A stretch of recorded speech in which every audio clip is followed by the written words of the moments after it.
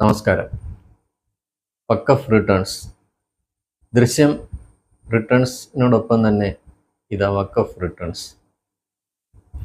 യഥാർത്ഥ പ്രശ്നങ്ങളിൽ നിന്നും ശ്രദ്ധ തിരിക്കാൻ വേണ്ടിയായിരിക്കാം ഇപ്പോൾ വഖഫ് റിട്ടേൺ ആയത്.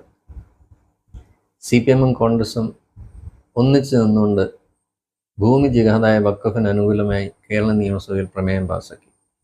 അതിനുശേഷം വീണ്ടും രണ്ടുപേരും ഒന്നിച്ച് വഖഫ് ഭേദഗതി ബില്ലിനെ ലോക്സഭയിൽ എതിർക്കുകയും ചെയ്തു. ഇനി യഥാർത്ഥ വിഷയത്തിലേക്ക് വരാം. ഇപ്പം എന്താ സംഭവം നടന്നത്? ഇപ്പോൾ ഒരു സംഭവം നടന്നു, നിങ്ങൾ ശ്രദ്ധിച്ച? നടന്നതും നടന്നുകൊണ്ടിരിക്കുന്നതും നടക്കാൻ പോകുന്നതും എല്ലാവരും ശ്രദ്ധിച്ചുകൊണ്ടിരിക്കുന്നു. നടന്നത് ഇതാണ്. എന്താ പറഞ്ഞത്? 10 മിനിറ്റ് കൊണ്ട് പരിഹരിക്കാമെന്ന് സംസ്ഥാന ഗവൺമെന്റ് സെക്ഷൻ 97 അനുസരിച്ച് വഖഫ് ബോർഡിനോട് ആവശ്യപ്പെട്ടാൽ മതി. ഇത് വഖഫ് ഭൂമി അല്ല എന്ന നിലപാട് വഖഫ് ബോർഡ് എടുക്കണം എന്ന് ആവശ്യപ്പെട്ടാൽ ആ ഓർഡർ അടിച്ചെടുക്കാനുള്ള നേരമാണ് ഞാൻ പറഞ്ഞ 10 മിനിറ്റ്. നടന്നുകൊണ്ടിരിക്കുന്നത് ഇതാണ്. നമ്മൾ 10 മിനിറ്റ് എന്ന് പറഞ്ഞതിന് ശേഷം ഈ വഖഫ് ബോർഡ് ഉണ്ടാക്കിയ നിയമപരമായ പ്രശ്നങ്ങളാണ്. മനസ്സിലായ?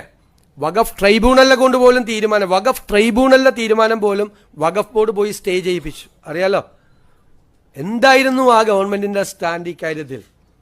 ഇവരെ മതപരമായി ഭിന്നിപ്പുണ്ടാക്കാനുള്ള സംഘപരിവാറിന്റെ അതേ അജണ്ട അതിന് കൊട പിടിച്ചു കൊടുക്കുകയാണ് CPM നേതൃത്വം വഹിക്കുന്ന ഗവൺമെന്റ് ചെയ്തത്. ക്ലിയർ ആയല്ലോ? ഇപ്പോൾ ഒന്നാമത്തെ പ്രശ്നം സംഘപരിവാർ അജണ്ടയാണ്. രണ്ടാമത്തെ പ്രശ്നം പ്രസ്തുത അജണ്ടയ്ക്ക് CPM കുട പിടിച്ചു. കുട പോപ്പിയാണോ മറ്റെന്തെങ്കിലും ആണോ എന്ന് നമുക്കറിയില്ല. മൂന്നാമത്തെ പ്രശ്നം വഖഫ് ബോർഡും വഖഫ് ട്രിബ്യൂണലും ഒക്കെ ഭയങ്കര സംഭവങ്ങളാണ്. പാവം സതീശന് താങ്ങാൻ പറ്റില്ല. നെഹ്റുവിൻ്റെ കോൺഗ്രസും ജിന്നയുടെ മുസ്ലിം ലീഗും ചേർന്ന് ഇസ്ലാമികവൽക്കരണത്തിൻ്റെ ഭാഗമായി ഇന്ത്യയിൽ നടപ്പാക്കിയതാണ് വഖഫ്. പിണറായി വിജയൻ അതിൽ തൊട്ടില്ല, സതീശനും തൊടില്ല. ബൈ.